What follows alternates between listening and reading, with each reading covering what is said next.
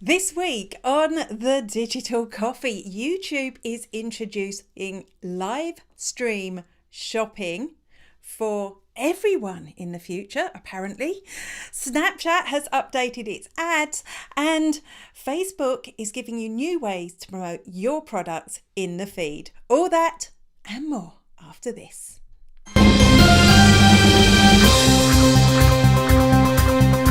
Good morning, and welcome to the Digital Coffee. This is your weekly dose of digital marketing and social media news for small business. My name is Amanda Webb, and we have got news for you today. We have lots of news for you today. Firstly, good morning. If you're watching on Facebook and you leave me a comment, I will send you a copy of the Digital Coffee newspaper, which is all today's stories in an easy to download newspaper format with all the links so you can read more. If you're watching on YouTube, a big, massive hello to you. I have actually pinned a thing to the top of the chat here. It's also in the description box where you can sign up to get that newspaper. And if you don't know what to comment, let me know. What's in your mug? Because there is nothing. Spoiler alert, nothing in my mug, and I wish it was full of coffee. Let me know what you're drinking, or you can answer my question of the week, which is, would you like to ditch the algorithms? Would you like it if when you went to the social networks, everything was in chronological order so you could see everything? You could choose what to see. I'd love to know your answers to that. And I can see we've got a few people here already. Good morning to Kate McQuillan. What are you drinking? I'm guessing it's tea, but let me know. Hello to Kyra. You might have to go halfway through. Well, that's okay, because don't tell anyone, we won't notice. You'll be watching on replay. You just need a large cappuccino. I would love a large cappuccino. I might go to a coffee shop. Good morning to Michelle. Hello. So tell me, if you had the choice, would you get rid of the algorithms? I would love to know your answer to that question. Now, I'm making everything wobble around today, so sorry about that. We should get on with the news. Hi, I'm Lee from Wellshot, and you're watching the Digital Coffee with Amanda Webb. Cheers. Social shopping. So that means live stream shopping it's going to be huge in 2022. Now, the weird thing is that maybe not directly, but businesses have been using live streaming to sell stuff since live streaming was a thing. It was just a little bit more complicated because you'd have to work out some codes and people would have to type things or message you to get them. But now the platforms are on board as well, starting with YouTube. And YouTube they've made a big thing about they're going to do these live stream shows running up to Christmas. They've got some big creators, Mr. Beast, all the big YouTubers. They've got some of these on board to partner with them for a Christmas shopping event. And how this is going to work is that a creator, and that basically means anyone that puts videos up on YouTube, will be able to hook up a Shopify and I imagine other e-commerce platforms to their YouTube account, and then they will be able to sell products from those shops during the live stream.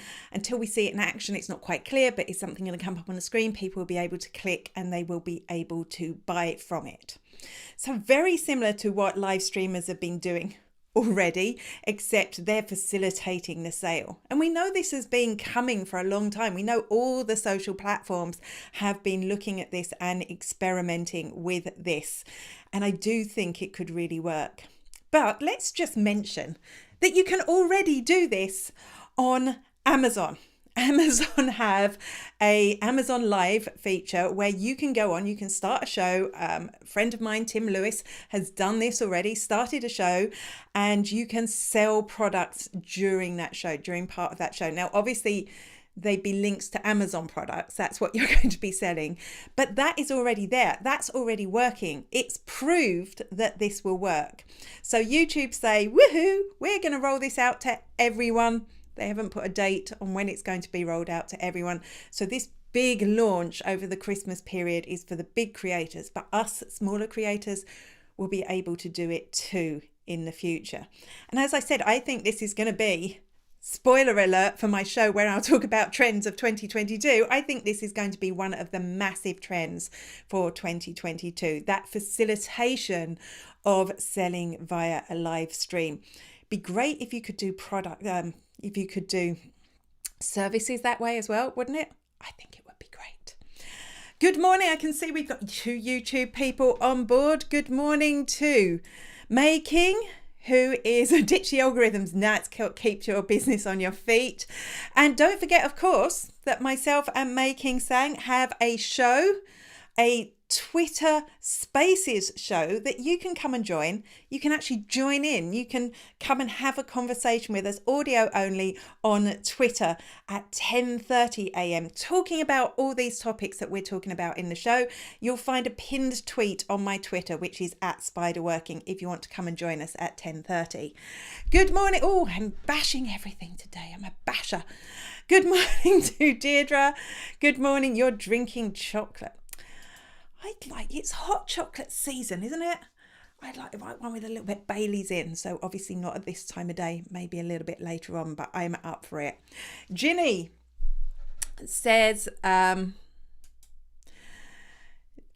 are there to, well, help viewers, I guess, but sometimes they feel like they are against creators. Yeah, I know, but would you get rid of them? Would you? That is the big question. Now I have to apologize because I still haven't edited my new videos. So this is May King Sang from 2 years ago. This is May King from The FOMO Creator, and you're watching The Digital Coffee with Amanda Webb. Facebook has some new ways that it's going to promote products from your shop. Yes, it does. Yes, it does. And a lot of these are group based.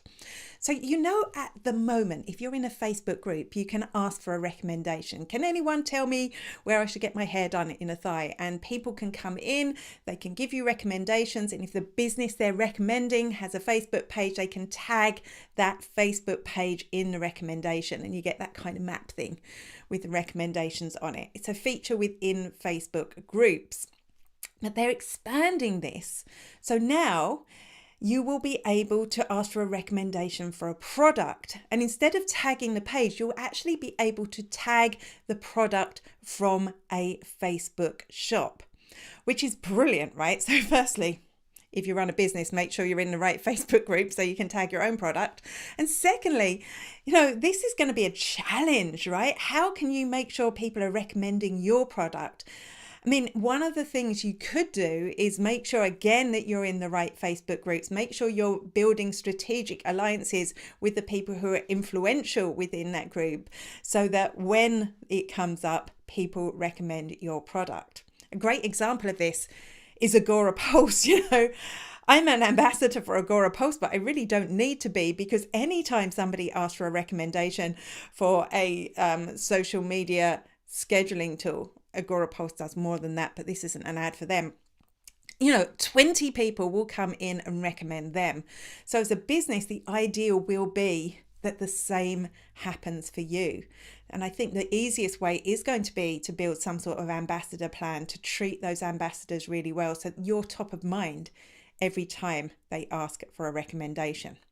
But there's more. There's more than just that. They are also adding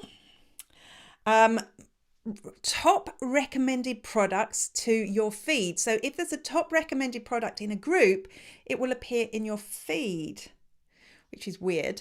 I'm actually seeing lots of products in my Facebook feed at the moment. So, obviously there is a push to get more products into the feed. That's an interesting one, and for free at the moment.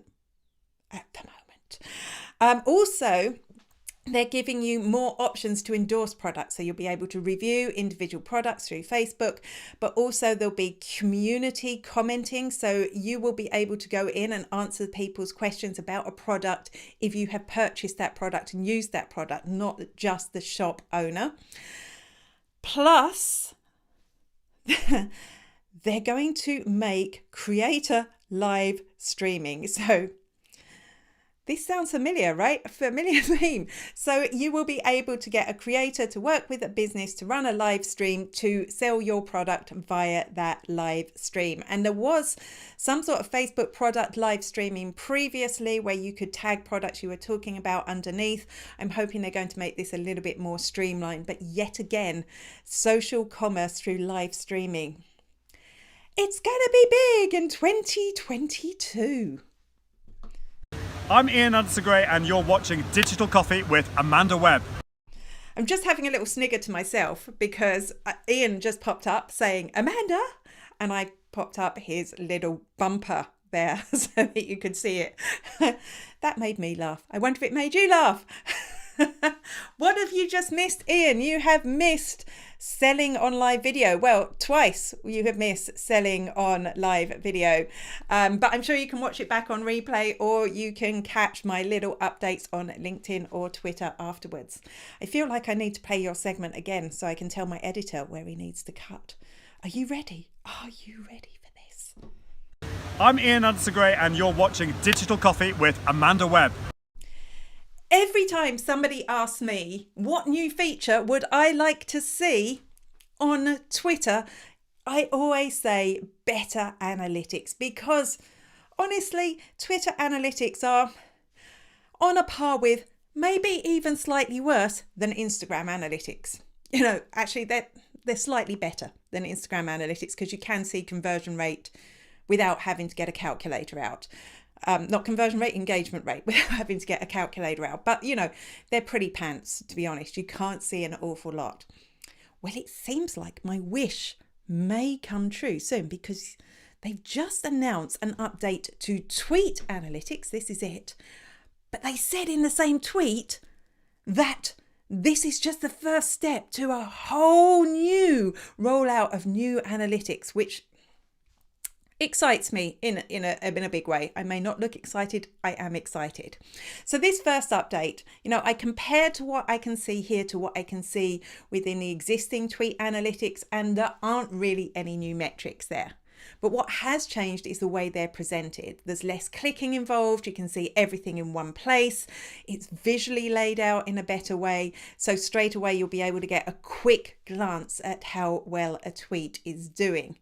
I do hope that the new analytics isn't just going to be a different presentation of the information. However, I hope they're going to tell us things like a little bit about our audience, for example, even, you know, what country they live in. That would do it, Twitter. That would just like help me a little bit along the way. So hopefully this is the beginning of something new. I'm crossing my fingers and I'm very helpful. I'm actually wearing blue today just to say, Twitter, thank you. Thank you. I would like more of this sort of thing. Right, I'll go into the comments now because I ignored them before when Ian came in and I wanted to press the button. The FOMO creator, Making, has FOMO about Deirdre's hot chocolate. Don't we all have FOMO about Deirdre's hot chocolate? I might go and buy one after I've been to the gym today. You want a decent filter on Twitter to cut out all the noise, but analytics would be good. Ian, your question of the week this week is, would you get rid of an algorithm if you could? I'd love to know with that comment what you think of that. Better tweet analytics and more to come. Woohoo! I know you have to join us at 10:30 because I know Making is going to love this story and she'll have a lot to say on this. So that is on Twitter at 10:30 a.m. is our Twitter Spaces. But we haven't finished the news yet, so let's move on. You're watching the Digital Coffee with Amanda Webb. It does seem a little bit late if they were trying to capture the Christmas market, but Snapchat have rolled out an update to their ads product. Now, before I talk about this, I do want to precursor this with the fact that I have never run a Snapchat ad. But I do think this update is interesting. So what they are changing is that they're calling it multi-format ad sets. Now, I'm imagining the whole structure of Snapchat ads is similar to the structure of Facebook ads. So within a Facebook ad set, you can have multiple ads. And within that, you could have a video ad, you could have a carousel ad, you could have an image ad, you could have various ads with different versions of creative. And this seems to be what they are current. That's the wrong one, Amanda. That's a secret thing that's happening later. They seem to be rolling out a separate thing. Now, I'm not familiar with all the creative options within Snapchat, but this makes total sense. You don't want to have to create a new ad set for every new creative that you want to put up there. So I think this is a move forward. I think if you are a Snapchat advertiser, this is going to make life a lot easier. It's going to make budgeting a lot easier. It could even make split testing a lot easier, because previously, obviously, the creative was going to be the split test. Maybe now you can split test audiences within ad sets. I think it could be better. As a non-Snapchat advertiser, this also could make Snapchat ads more appealing if that's where your audience are, because it is becoming something we, as mostly Facebook advertisers, will understand a little bit more. I can see we've got James here. James joins us for our Twitter Spaces, and he does pay-per-click advertising. He does social advertising. James, have you ever used Snapchat ads while he's making chocolate? It's all about the chocolate today, while he's making chocolate pancakes. Ian, yes, that was Samantha. Yes, that was Samantha. I have to get a new one from her the next time I see her, because that was a good few years ago now. Hey, it's Andy at Content Cal here, and you're watching The Digital Coffee with Amanda Webb. A new Snapchat feature will make it easier for you to cook good food. And before I tell you what it is, I think Snapchat are a little bit confused right now. I'm sure, they've got good marketing heads in there, I'm sure they know what they're doing, but I'm confused. Because Snapchat is this fun, augmented reality chat app where you can create really amazing videos. Then they've said, oh no, we're not a chat app. Their parent company Snap say, no, we do products. Still waiting on some products there apart from your glasses there, Snapchat. I think they're actually becoming a search engine. So much like Google is a search engine with some new chat features built in, I think Snapchat is a chat app with some search engine features built in. And this new feature, if you are in America, you will be able to scan a product like an avocado, like here, and it will bring up suggested recipes of what you can do with that. The recipes come from a site called All Recipes. I went into it. It's like a community kind of social network built around food. It's a pretty cool site, and it will bring up recipes from there. This, paired with the fact that you can scan plants and it will identify the plants from you, just like you can with Google Lens, really does make me feel like Snapchat is about search in a different way to Google search works, obviously, but it is about search. But I'm not sure Snapchat has identified that yet. It's a really cool feature. Will it bring new, older people in? Possibly. If I was a food business right now, I would want to get my recipes up on All Recipes. Or if I had a food product, I'd want to make sure there were recipes on All Recipes that included my food product, so that they get featured on Snapchat. But in the meantime, what is the future of Snapchat? I don't think we're going to know until they know. No more questions on that. Any Snapchat users out there, you'll have to let me know, because that is the end of our Snapchat news. Hi, I'm Carmel Siri, and you're watching Digital Coffee with Amanda Webb. A new feature is coming to Instagram, but it looks weirdly familiar. This new feature, it was spotted by someone. I haven't seen it pop up myself, but this new feature looks like you will be able to see a product in a photo, tap on it to say, I like that product, and it will bring in options to buy it from Instagram shops. So yet another feature for promoting your products on Instagram shops. Which is cool, right? Because if I want to buy something, it's giving me all the options. It may be giving me better options than the one that's actually on the screen. I really love this, but I also really loved it when Pinterest did it. Because Pinterest do this. You can see a product and you can choose it and you can buy from it. Google have something similar. Actually, both Pinterest and Google have taken it one step further. You can actually snap a picture of something with your phone and it will find products that you can buy that are similar to it. So I love this wherever it is. I think it's going to make it a lot easier for me to buy the things I want. Maybe I'll spend too much money, but I do like the feature. But what worries me, as a marketer, you're always telling your clients that they need to do something to help them stand out, to be different to everyone else. And this is what, it's been a while, but I found out this is what is bugging me about the social networks, because they're all just copying each other. I mean, copying. I went into Instagram stories the other day and they've changed the interface. It looks just like TikTok. Surely they need to find a way, a point of differentiation, a way to stand out. They need to stop copying each other soon. That is my rant. That is the end of my rant. I'd love to know what you think. How can social networks differentiate from each other? One day Twitter will be able to put up massive long updates, and then it will basically be Facebook with a little bit more anger. And I don't think they want anger to be their unique selling point. Hi, I'm Kyra Fingleton from Glamping Under the Stars, and you're watching The Digital Coffee with Amanda Webb. Could Instagram be toying with the idea of giving you the option to get rid of the algorithm?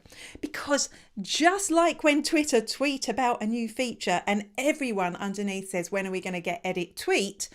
When Instagram tweet about a new feature, everyone underneath says, I want rid of the algorithm. I want to a chronological feed.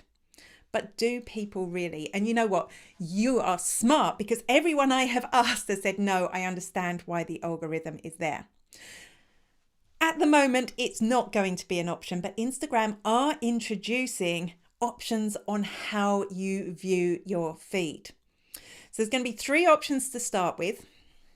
The first one is going to be home, which will be just your regular feed, just like you see it now. The second one will be following, so you'll only see posts from the people you follow, no suggested posts. Of course, you will still see ads, but no suggested posts. And the third one, and this is genius, is going to be favorites. And I love this, because who here accidentally followed lots of the wrong people? Which means that your Instagram feed can sometimes feel a little bit irrelevant. By adding people to favorites, so you might want to add clients and customers and people that you've made an effort that you really want to engage with and get to know with, you can add those to your favorites so that you see those always and you never miss a post from them. Or maybe if you have some sort of Patreon going on, you could make your favorites all the people who've signed up to you on Patreon, to make sure that you're giving those people that extra value that you're not giving everyone else. I really like this. And I have, right from as long as I can remember marketing on Instagram, I've always wanted an Instagram version of Twitter lists. So I'm kind of hoping this is just the start, that I will be able to create lists in the future to make sure I'm engaging with the people I need to. I can see Ian saying, I just want the option to switch off algorithms and be able to control my content. You see, I think we were talking about this a few weeks ago when Facebook, the Facebook leak actually leaked that they did try switching off the algorithm and it all went horribly wrong. So I think it's something we think we want until we get it. And actually setting up a feed that we think would be interesting would take a very long time. So I'm wondering how many people would do it or how many people would leave. But I do like on Twitter, you do have that option. And that's why I had the algorithm on Twitter. I resisted for so long. And when I switched the algorithm on, I found I had a better experience and I used it more. But I do like the fact that I can go back to the chronological feed if I want to. That is the end of the digital coffee for this week. I feel like I missed a story. I'm sure we'll find out when we do our Twitter spaces. Don't forget to join us at 10:30. Myself and Making saying you can come and say what you think. You can come and tell me that I am an idiot if you want to. That's perfectly okay, as long as it's on topic, because otherwise I'll kick you out. Join us at 10:30. You will find my pinned tweet on Twitter. Just one more comment. Sorry, what I mean is the option to toggle the algorithm on and off. Yes, absolutely. Absolutely. I agree with you, Ian. We both need coffee. I don't think you drink coffee, but I need a coffee. I will see you all at 10:30. And if you can't join us on Twitter, I will see you same bat time, same bat place next week. Until then, bye-bye.